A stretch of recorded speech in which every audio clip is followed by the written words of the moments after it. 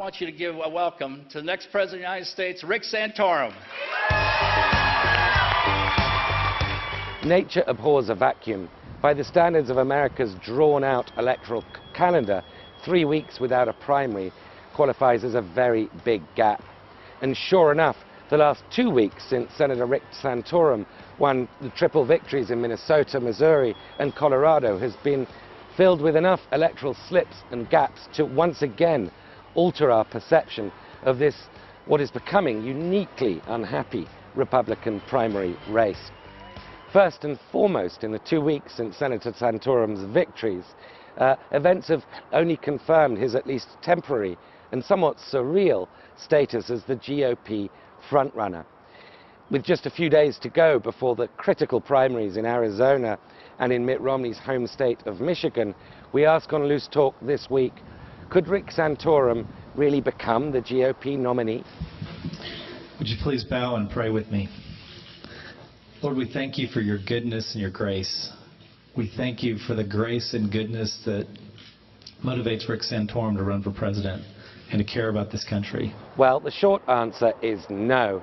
But in the meantime, Rick Santorum could continue to do enough damage to Romney to disable his general election chances before it even begins. And if things go on as they are and Mitt Romney somehow contrives to lose his home state of Michigan to Santorum, then this could go all the way to a brokered convention in August. Brokered conventions almost never result in a good outcome for the party in the ensuing general election. The last one was in 1976, when an insurgent Ronald Reagan very nearly took the nomination from the sitting president, Gerald Ford. Ford went on to lose to Jimmy Carter. It won't disappear because the Republicans say it's not there. But that doesn't mean we can't face it and work together and change it. Americans have had to do it before, and we'll do it again. It's a long, tough job. It's time we got started. Here are two reasons why Santorum could play Reagan to Romney's Ford.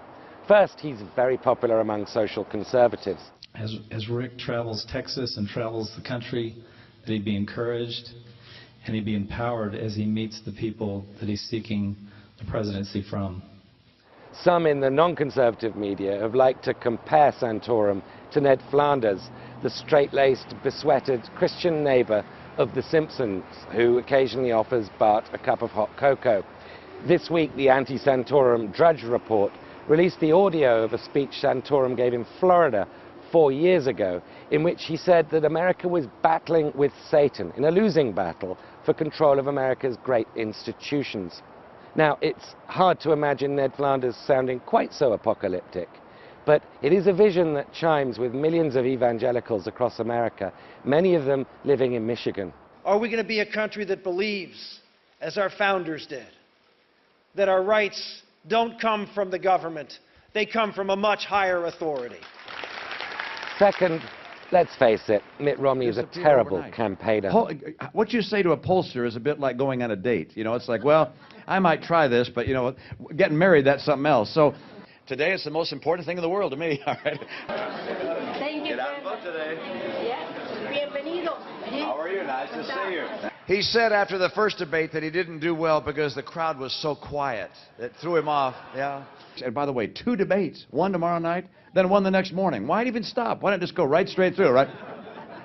It's nonstop, so I need your help and look forward to that help. Whether he's professing homesickness for the height of the trees in Michigan or describing himself as severely conservative, which made it sound almost like a disease, he has great difficulty in connecting with ordinary voters, evangelical or otherwise, and he probably always will, which gives a continual opening to other candidates, however improbable, from Michelle Bachmann to Rick Perry to Herman Cain to Newt Gingrich, and now once again for the second time to Rick Santorum. And of course, Romney's almost robotic ineptitude on the campaign trail presents a potentially huge and continual opening for President Barack Obama to exploit. We're going to win on this because so much depends on it. Which brings us to our odd moment of the week.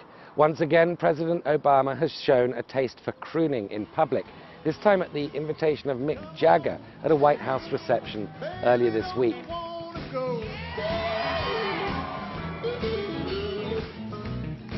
same old place, sweet home Chicago. Chicago, of course, is home to Barack Obama's election headquarters.